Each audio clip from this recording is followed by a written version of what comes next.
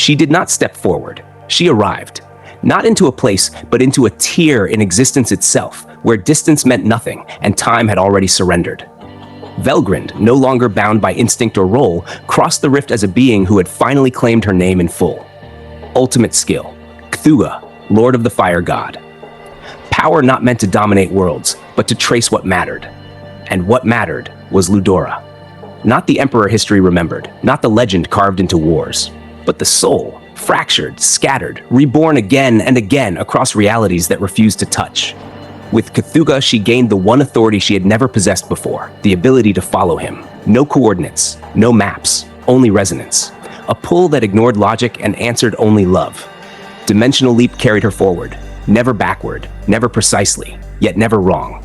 Her first landing was crude, a young world, sky unscarred by ambition, humanity barely learning how to stay alive. And there, among furs and fire pits, among bone tools and fear, stood a blonde-haired tribal leader, Ludora, a fragment, small, fragile, but unmistakable. Velgrynd could have ruled them in an afternoon, could have carved civilization from ash with a breath. Instead, she waited, she watched. And when the land starved, she called rain.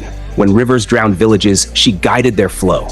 When hunger stalked children, soil learned to give more than it took. She did not conquer, she cultivated. Fields replaced forests. Stone learned obedience. Bronze followed stone. Iron followed bronze. In one lifetime, a tribe became a kingdom. And the kingdom flourished not because of her power, but because she never claimed it. Because Ludora had made his will clear long ago. His descendants were to stand on their own strength. Not as heirs to divinity, but as humans who earned tomorrow. All I need to do, she told herself, is wait for bloodlines to pass on and for one of them to carry his soul. So she stayed, quiet, patient, absolute. Time, that merciless thing, moved forward as it always does. The king aged, his hands shook, his voice softened, glory turned into memory. And when death finally sat beside him, he did not ask for salvation. He asked a simpler question. Did I live up to the role you gave me? Velgrynd did not hesitate. Yes, she said, I was happy. When he died, the fragment returned to her, warm, faint, incomplete. This world was only the beginning.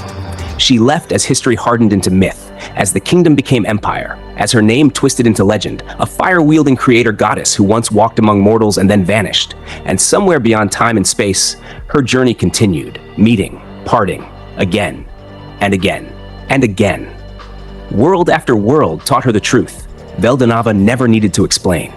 There were no parallel worlds, only countless sealed realities, each its own answer to existence. Some mirrored reason, others defied it. Realms of sword and sorcery, worlds stripped clean of magic, civilizations that worshipped science until it hollowed them out, others that reduced humanity to machinery and called it progress, fragile worlds that could be erased by a true dragon's breath, and battlefields so vast that angels and demons fought without end, not knowing why. Velgrynd crossed them all, not by choice, by call. Dimensional leap did not obey her will. It carried her forward like fate itself, never allowing return, never allowing precision. Each jump was surrender, guided only by the glow of Ludora's soul. And Ludora appeared everywhere. A galactic fleet commander staring into stars he would never reach. A kingdom's vizier, loyal until the knife found his back. A wandering con artist in a magicless land, laughing at gods he didn't believe in. A destitute scientist whose brilliance arrived too late to save his world. Different faces, different lives. But to her, all of them were Ludora. She was drawn most often at the edge of death. Only when mortality sharpened did the fragment shine brightly enough to summon her. Sometimes she arrived too late. Children died. Futures ended unfinished. She did not lie to herself about it. Fate was fate. The fragment returned to her all the same. Watching over all these disparate Ludoras, she realized, was how I found happiness in life. She never hastened time, never interfered more than necessary. Bloodlines meant nothing. Appearances were irrelevant. Only the soul mattered. Over immeasurable years, fragments accumulated, slowly, painfully. The echo of what once was grew stronger. She could feel the end approaching. One fragment left, maybe two. And then the call came again. Not from wilderness, not from obscurity, but from the heart of an empire. An ornate bedchamber soaked in incense and silk. An aging emperor lying beneath the weight of a world he could no longer hold. Velgrynd appeared without warning, deep blue robes blending so perfectly with the era that it felt as though the room had summoned her itself. She did not bow, she did not threaten, she observed. Age meant nothing to her. Power was instinct. And when a divine-slaying blade was thrust to her throat, she stopped it with a single finger. Effortless. Uninterested. The strike belonged to Gensei Araki, greatest swordsman, imperial guardian, master of Oboro Shinmeryu. And yet, in that frozen instant, everyone in the room understood. This was not a demon, not a god, not something their world had language for. "I'm sure asking for your trust is a bit much yet," she said lightly. Her presence alone paralyzed lesser warriors, not with force, but with the realization of futility. She did not come to dominate. She came to remain. The Emperor's life was a fading ember. Velgrynd refused to let her arrival snuff it out. She wanted only tranquility, to stand at his side as the fire dimmed.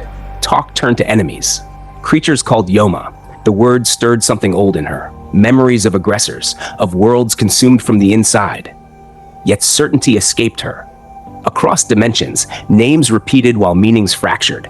The Emperor halted his guards himself. Resistance was pointless, but more than that, he felt nostalgia. "Somehow," he admitted, "this person fills me with a sense of old times." With nowhere left to flee from death, he chose trust. Steel failed, fear dissolved, Velgrynd stayed. Tea replaced tension, delicate sweets, quiet conversation. She gave her name, not because it mattered, but because it was polite. The Emperor introduced himself as Oharu. She refused it gently. "The you that I know is named Ludora," she said, "and I will keep calling you that." Scandal should have followed. Instead, Oharu smiled. Authority bent, not to power, but to familiarity. She agreed to remain unseen. Public association would destabilize the empire.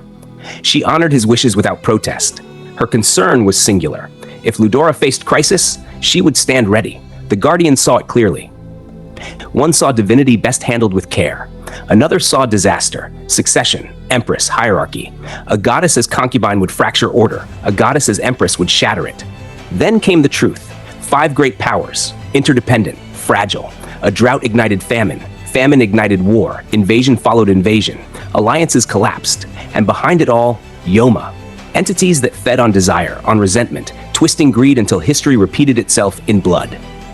Once the anger of the people is ignited, Minamoto confessed, it's not easy to douse the flames. Velgrynd listened.